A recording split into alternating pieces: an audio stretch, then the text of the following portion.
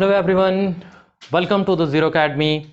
Today we will discuss about line integration of a vector function.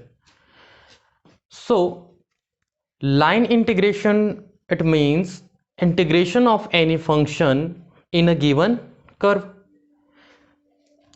Suppose that, if f is a continuous vector function which is defined at each point of curve C, if C is any curve, and f is defined on that curve, then the line integration of f is the f dot dr, where dr is equals to dxi plus dyj plus dzk. ये हम सबको पता है. And if C is given in a parametric form, f bar del r by del t into dt, where f is a function of t. Simply समझिए आप, यदि कोई vector function दिया हुआ है f, हम उसका लाइन इंटीग्रेशन करना चाहते हैं इन द कर्व C, किसी कर्व C पे यदि हमें उसका लाइन इंटीग्रेशन करना होगा तो हम फॉर्मूला लगाएंगे integration of f dot d r, where d r is d x i plus d y j plus d z k. जैसा फंक्शन दिया जाएगा, मीन्स अगर वो डी एक्स डी वाई वाला होगा तो हम केवल इतना ही लेंगे, मीन्स उसमें अगर z प्लेन वाला भी होगा तो ये लेंगे, मीन्स x y z तीनों प्लेन के लिए होगा तो ये तीनों लेंगे. जिस प्लेन की बात करेगा, मान लीजिए वो एक्स वाई प्लेन की बात करता है जहां पे z 0 होगा, तो उस केस में ये वाला पोर्शन नहीं रहेगा, केवल D x i plus d y जे होगा. If C is in a parametric form, हम बात करते हैं जो कर्व जो दिया गया है यदि वो पैरामेट्रिक फॉर्म में होगा, तो पैरामेट्रिक फॉर्म क्या होता है? जब किसी फंक्शन को किसी तीसरे टर्म्स के रूप में रिप्रेजेंट किया जाता है तो उस चीज को हम पैरामेट्रिक फॉर्म कहेंगे. अगर जो कर्व C है वो एक्स वाई जेड ना होकर किसी t के रिस्पेक्ट में रिप्रेजेंट किया जाएगा, t के टर्म्स में रिप्रेजेंट किया जाएगा, तो उसे हम पैरामेट्रिक फॉर्म बोलेंगे. तब की केस में हमारा इंटीग्रेशन हो जाएगा f dot del r by del t into d t, where f is a function of small t. ये है उसके फॉर्मूला जहां पे हम लाइन इंटीग्रेशंस करते हैं. So basically line integration of vector and line integration of any other functions में difference क्या है? किसी भी फंक्शंस की यदि हम इंटीग्रेशन करते हैं तो वो डिपेंड करता है इनिशियल एंड फाइनल पॉइंट पे. मान लीजिए हम बात करते हैं a से b, यदि कोई एक स्ट्रेट लाइन है तो नॉर्मल फंक्शंस का यदि हम इंटीग्रेशन करेंगे तब की केस में वो a और b पॉइंट पे डिपेंड करेगा. मीन्स उसे फर्क नहीं पड़ता कि a के b हम इस रास्ते से गए, इस रास्ते से गए या इस रास्ते से गए, उससे सिर्फ फर्क पड़ता है इनिशियल एंड फाइनल पॉइंट से नॉर्मल फंक्शन में. लेकिन यदि हम वेक्टर फंक्शन की बात करते हैं और इसके लाइन इंटीग्रेशन की बात करते हैं तो वेक्टर की केस में ये पाथ डिपेंडेंट होता है, ये इनिशियल एंड फाइनल पॉइंट पर डिपेंड नहीं करता, ये डिपेंड करता है इस रास्ते पर. मीन्स यदि हम इससे जाएं या इससे जाएं, तीनों कर्व से तीनों में अलग अलग हमें आंसर मिलेगा, अगर फंक्शन भी सेम होगा और कर्व भी हमारा यदि अलग अलग हुआ तब.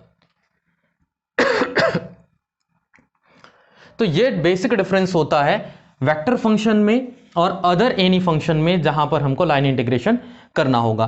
तो आपको ये बात क्लियर रखना होगा कि जब भी आप लाइन इंटीग्रेशन करेंगे वेक्टर फंक्शन का तो आपको इस कर्व का इक्वेशन पता होना बहुत ज्यादा जरूरी है.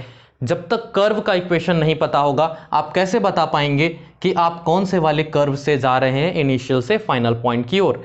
जिस कर्व से जा रहे हैं उसका इक्वेशन पता होगा तभी हम इसका लाइन इंटीग्रेशन कर पाएंगे. यही जो कर्व होता है एक्स वाई टर्म्स में ना होके कभी कभी हम एक्स वाई जेड तीनों को टी के टर्म पे रिप्रेजेंट करते हैं, तब उसी को कहते हैं पैरामेट्रिक फॉर्म. और उस केस में हम सारे फंक्शंस को, मीन्स वेक्टर फंक्शन जो रहेगा उसको भी हम टी का फंक्शन बनाएंगे, मीन्स टी के टर्म पे ले आएंगे. जो डी आर है d x d y d z उसको भी हम टी के टर्म पे ले आएंगे. इस तरह से हमारा जो टोटल इंटीग्रेशन जो होगा वो सारा का सारा टी के टर्म्स में आ जाएगा और उसके बाद फिर जैसे हम इंटीग्रेशन नॉर्मल फंक्शन का करते हैं सेम वैसे ही हम यहां पर भी उसका इंटीग्रेशन करेंगे एंड हमको फाइनल आंसर मिलेगा। एक एग्जांपल लेकर चलते हैं। For example, find the work done in a moving a particle in the force of field F is equals to 3x² I plus 2xz minus yj plus zk। हमें एक function दिया गया है, एक फोर्स दिया गया है in the term of vector along the straight line from 000 to 213।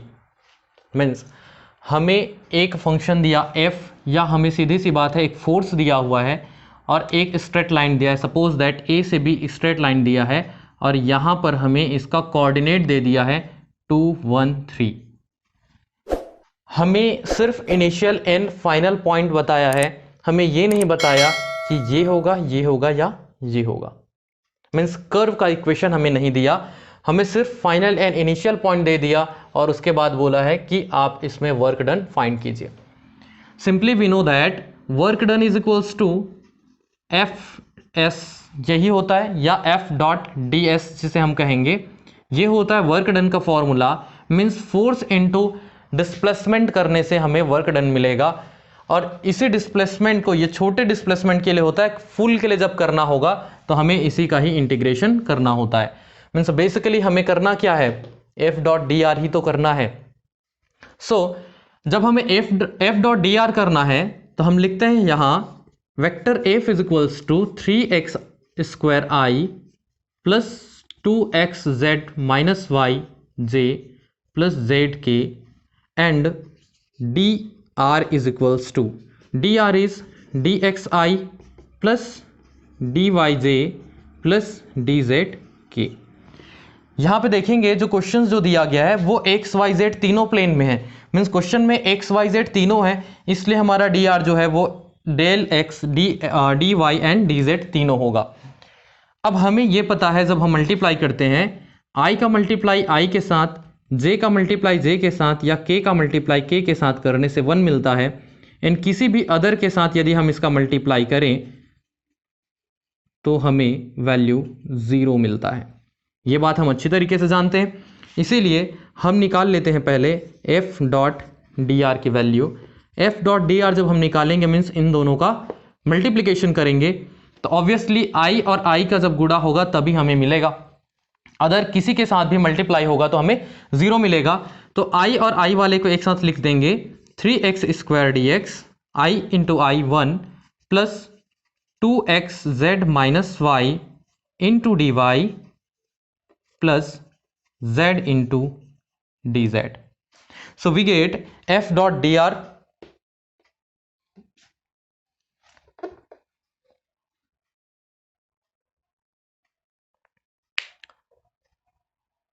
अब हम देखेंगे यहां पर हमें f डॉट डी आर तो निकल गया लेकिन हमें इक्वेशन ऑफ कर्व नहीं मिला, c नहीं मिला। यहां पे क्वेश्चन में बोल दिया है कि स्ट्रेट लाइन है जो यहां से यहां तक है, तो हमें सबसे पहले equation of straight line find करना पड़ेगा। मीन्स इक्वेशन ऑफ कर्व जो है वो हमें जानना होगा। तो हमें पता है कि इक्वेशन ऑफ स्ट्रेट लाइन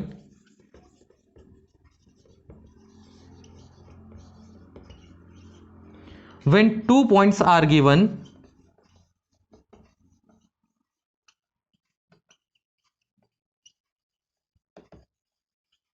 वो होता है x minus x1 upon x2 minus x1 which is equals to y minus y1 upon y2 minus y1 and which is equals to z minus z1 divided by z2 minus z1 and which is equals to any constant t। कुछ इस तरीके से हमें मिलता है equation of a straight line. हमें 2 points given है, this is x1 y1 z1, this is x2 y2 z2। Now putting this value in the equations this we get the equation of a straight line and we get x is equals to 2t, y is equals to t and z is equals to 3t. From these equations we get equation of curve, and from equation of curve we get x is equals to 2t, y is equals to t and z is equals to 3t. This is in the form of parametric means यहाँ पे क्या हो रहा है, x Y जो Z जो है वो अब ऑलरेडी किसी और चौथे टर्म्स में रिप्रेजेंट किया जाता है, टी के टर्म्स में रिप्रेजेंट किया जा रहा है, तो इसे हम बोलेंगे पैरामीटर फॉर्म।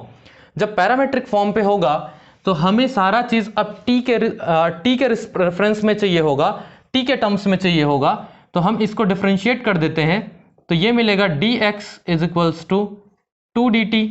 वैसे ही हम y का करेंगे तो dy is equals to dt, और z का करें तो dz is equals to 3dt। ये हमें मिल जाएगा dx dy एंड dz का रिलेशन dt के साथ। अब हमें पता है इंटीग्रेशन या work done is equals to होगा integration of f dot dr। चूंकि यहां पे पैरामेट्रिक फॉर्म पे है इसलिए ये फॉर्मूला हो जाएगा del r upon del t into d t, and we get f is in the form of t या f is a function of t। तो देखिए आपको जो f दिया गया है, ये हमारा जो फंक्शन जो मिला है, यहां पर जहां जहां x y z है वहां वहां पर हम ये सारे वैल्यू को पुट अप कर देंगे। मीन्स ये total f dot d r जो है ये हमें किसके टर्म्स में चाहिए, t के टर्म्स में चाहिए। तो जहां जहां पे x है उसकी जगह हम 2t रखेंगे, y की जगह t और z की जगह पे 3t रखेंगे, तो ये हमें मिलेगा 2t स्क्वायर, dx की जगह पे हो जाएगा into 2dt plus and bracket 2t into z that is 3t minus y that is t dy dt plus z is 3t and dz is equals to 3 dt. This much equals to integration of the function we get 24t square dt plus 412